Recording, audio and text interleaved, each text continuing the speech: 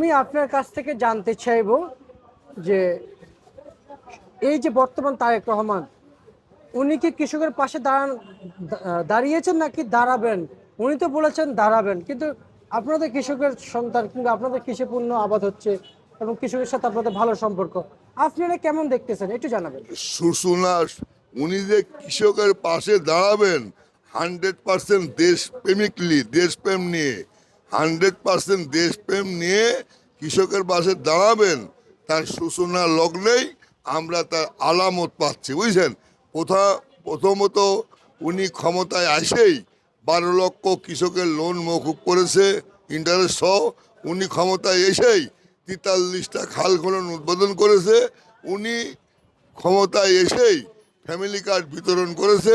উনি ক্ষমতায় এসেই গত পরশুদিন বাঙালি জাতির, বাংলাদেশের নাগরিকের 18 কোটি বাঙালির যে শুভ নববর্ষ পয়লা বৈশাখ 1433 সন, তাকে বরণ করে এনেছে 20,06,073টা কৃষি কার্ড কৃষকের হাতে দিয়ে উনি শুভ নববর্ষর উদ্বোধন করেছে। এবং এই 20,673টা কার্ডের যে গুণগত মান, এটা 10টা দিক গুণগত মান আছে, 10টা দিক উপকৃত হবে, কিন্তু সেটা আমরা এখনো পুরাপুরি শুনি নাই, বুঝলেন। তবে এইগুলা আনুমানিক বলছি, এইগুলা কৃষকের জন্যই উপকার হবে।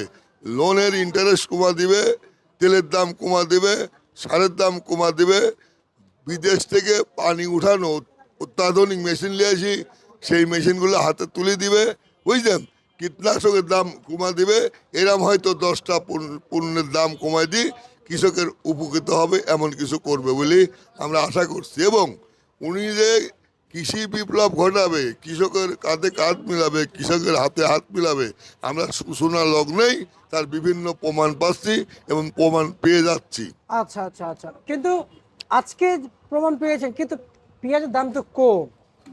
এটা হচ্ছে অতীতের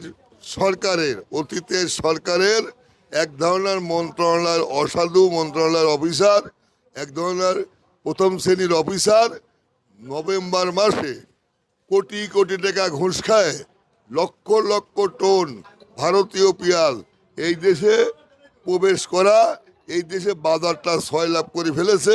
যখন আমাদের দেশের মুড়ি কাটা পেঁয়াজ মাঠে থেকে বাজারে আমদানি হচ্ছে, এই মুহূর্তে আপনার ভারত থেকে লক্ষ লক্ষ টন পেঁয়াজ এই দেশে আমদানি করে বাজার সয়লাভ হয়ে গেছে। এই কারণের জন্যই আজকে নভেম্বর, ডিসেম্বর, জানুয়ারি, ফেব্রুয়ারি, মার্চ, এপ্রিল, আজ কয়েক মাস ধরে পেঁয়াজের বাজার ধস, এতটাই ধস। এটা বর্তমান সরকার কেবলই ক্ষমতায় আসলো, এখন ইনশাল্লাহ বিভিন্ন রাষ্ট্রে পর্যবেক্ষণ করে বাজার দেখবে, যদি বহির্বিশ্বে কোনো রাষ্ট্রে পেঁয়াজ আলু রপ্তানি করতে পারে, তাহলে পেঁয়াজের বাজারও বাড়বে, আলুর বাজারও বাড়বে। জি। আর যদি বহির্বিশ্বে পেঁয়াজ রপ্তানি না করতে পারে এবং আলু রপ্তানি করতে না পারে, তাহলে আলুর বাজারও বাড়বে না, পেঁয়াজের বাজারও বাড়বে না, বুঝছেন। আচ্ছা আচ্ছা, কিন্তু আজকে পেঁয়াজের বাজার আপনার সর্বোচ্চ 28 টাকা, বেস্ট কোয়ালিটি, আর নর্মাল কোয়ালিটি 24 টাকা। আজকে আলুর বাজার 11 টাকা থেকে 13 টাকা, রসুনের বাজার 45 টাকা থেকে সর্বোচ্চ 60 টাকা। তিনটা পণ্যই লসে চলতেছে। আজকে বাংলাদেশের 18 কোটি নাগরিকের প্রধান এই তরকারি রান্না করার মশলা হচ্ছে পেঁয়াজ, রসুন আর আদা। এই আমাদের পেঁয়াজ, রসুন আর আদা, এটা বাঙালির নাগরিক বাংলাদেশের তরকারির মেন মশলাই হচ্ছে পেঁয়াজ, রসুন, আদা, বুঝছেন। এই তিনটা পণ্যের দাম অস্বাভাবিক কম। এই তিনটা পণ্য বাংলাদেশের প্রত্যেকটা বাঙালির ঘরে ঘরে এই পেঁয়াজ, রসুন, আদা ব্যবহৃত হয়। সেই পণ্যের দামই অস্বাভাবিক কম। কৃষকেরা দিশেহারা, কৃষকেরা অর্ধপাগল, কৃষকেরা অর্থনৈতিকভাবে পঙ্গু হয়ে গেছে। কোন ভাষায় বলবো কৃষকেরা কোন পর্যায়ে চলে গেছে, সেই ভাষা ডিকশনারিতে পাইনি। তবে শিগগিরই আপনার রাজনৈতিক অস্থিরতা কমলে আন্তর্জাতিক অস্থিরতা কমলে এবং তেলের দাম সহনীয় পর্যায়ে আসলে মাননীয় প্রধানমন্ত্রী এই কৃষকের জন্য তেলের কম দামে যে তেল হাতে তুলে দিবে। কৃষকের জন্য সার, অনেক সারের জাহাজ আটকা আছে বুঝছেন, হরমুজ প্রণালীতে সাগরে অনেক কেমিক্যালের জাহাজ আটকা আছে, যার জন্য বস্তার দাম বেশি, দুধের দাম বেশি, অনেক পণ্যের দাম বেশি। আচ্ছা, যুদ্ধ আচ্ছা। কমে গেলে, শান্তির চুক্তি হলে সব রকম পণ্য এই দেশে আমদানি হবে। তেলের দামেতে শুরু করে তেলের দাম কমবে, সারের দাম কমবে, দুধের দাম কমবে, সাবানের দাম কমবে। কিন্তু এই যুদ্ধ যে অস্থিরতা গোটা পৃথিবী একদম অস্থির করে ফেলেছে বুঝছেন। একমাত্র বাংলাদেশের মাননীয় প্রধানমন্ত্রী, উনি বাংলাদেশের তেলের দাম সহনীয় পর্যায়ে রেখেছে এবং রাখবে বলে ওয়াদাবদ্ধ। আর পৃথিবীর সব কান্ট্রিতে তেলের দাম বেড়ে গেছে অস্বাভাবিকভাবে বুঝলেন।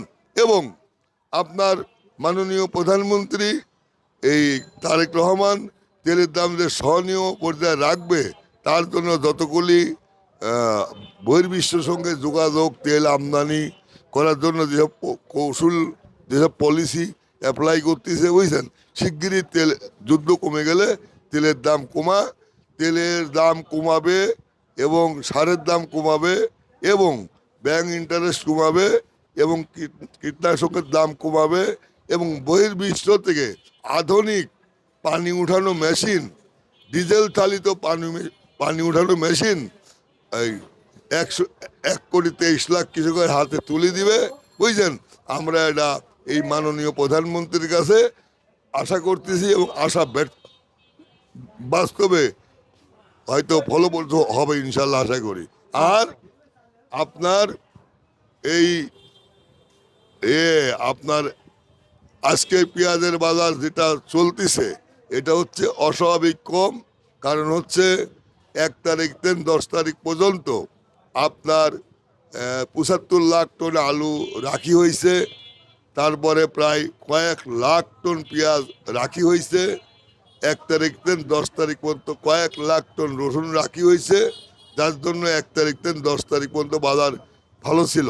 আচ্ছা, আচ্ছা। আর 10 তারিখের পর থেকে এই যে বাজারে বেচাকেনা বেচাকেনা হচ্ছে না, একদমই শোচনীয় পর্যায়। মানে আলু কন, পেঁয়াজ কন, রসুন কন, আদা কন, আর যাই বলেন প্রত্যেকটা আলুতেই বেচাকেনা কম। আপনি বলছেন যে বাজার নাকি বৃদ্ধি, আসলে বাজার বৃদ্ধি না। 3 দিন 10 তারিখের পর থেকে 11, 12, 13, 14 একদম বেচাকেনা ছিল। অনেক মানে কাস্টমার বাজারে আসতোই না বলতে গেলে। আজকে কিছুটা কাস্টমার আসছে, আজকে কিছুটা বেচাকেনা হয়েছে। আচ্ছা, বুঝতে পারছি।